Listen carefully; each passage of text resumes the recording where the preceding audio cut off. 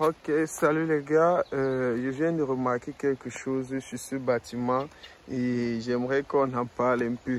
Vous pensez que comment est-ce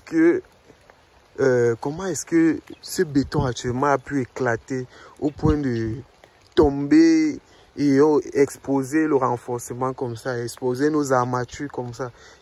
Comment est-ce possible? Comment le fer a pu rouiller au point d'éclater? Parce que ça a éclaté, le gonflement, ça a éclaté et ça a poussé le bouton a craqué également, le bouton est tombé. Comment est-ce possible actuellement? J'aimerais savoir, qu'est-ce que vous en pensez? Regardez un peu là. Regardez un peu. Qu'est-ce qui peut bien être la cause? Comment est-ce possible que sur toute la longueur, ok? Comment est-ce possible que sur toute la hauteur du poteau, c'est possible de craquer de cette façon-là?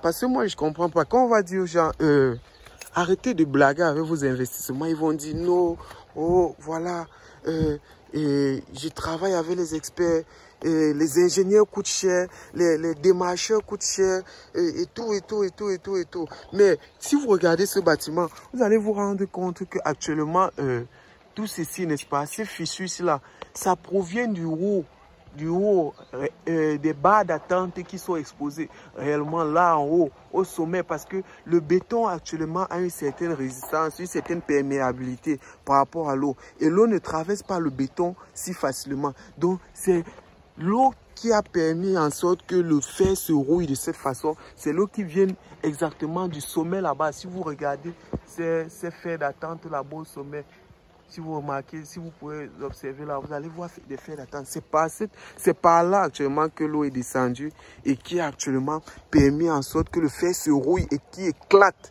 le béton de cette façon.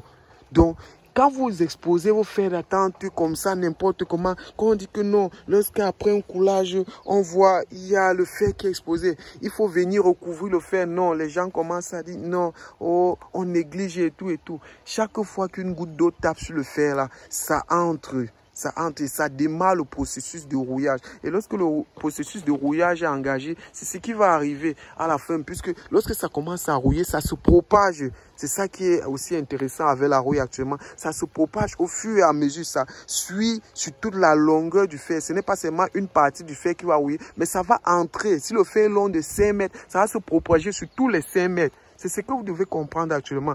Donc, regardez ce poteau. On se rend compte que l'enrobage était même considérable. On avait un enrobage de presque 2 ou 3 cm. Si vous pouvez remarquer là. Si vous êtes d'accord avec moi, regardez. L'épaisseur est là. L'épaisseur de l'enrobage est là. Donc, on avait plus de 2 à 3 cm d'enrobage. Mais comment ça a pu céder? C'est tout simplement parce que ça a commencé depuis le haut. Ça a commencé en haut. Ça a commencé en haut. Ça a commencé en haut, sur les fers d'attente. Chaque fois qu'il a plu sur ce bâtiment, n'est-ce pas, l'eau est entrée en contact avec les fers d'attente. Et si vous avez remarqué, même les fers d'attente en haut actuellement n'ont aucun problème, ils ne sont pas rouillés parce que l'eau s'est propagée progressivement à l'intérieur du poteau depuis le contact avec le fer d'attente en haut et a engagé la rouille uniquement au niveau où l'humidité était conservée. Parce que le fer d'attente exposé actuellement en l'air là-bas n'a pas de problème parce que les jours il y a du soleil actuellement. Ça ne souffre de rien, ça va sécher, l'eau va disparaître. Donc, le processus de rouille est plus lent là-bas en haut. Mais lorsque ces quelques gouttes-là qui sont en contact avec le fer au niveau, par exemple, à ce niveau-ci, si la goutte d'eau arrive à ce niveau-ci, n'est-ce pas, nous avons déjà le béton ici. Et l'eau, l'humidité sera conservée entre le fer et le béton. Ce qui va accélérer le processus de rouille et qui va engendrer cette explosion aussi que vous pouvez remarquer. On va arriver à cet état. On va arriver à ce niveau. Donc, pardon. À mes travailleurs au chantier, ne blaguez pas, recouvrez vos bâtiments normalement. C'était Ingénieur. À la prochaine. Et laissez-moi vos commentaires, laissez-moi vos avis sur ce sujet. Merci beaucoup.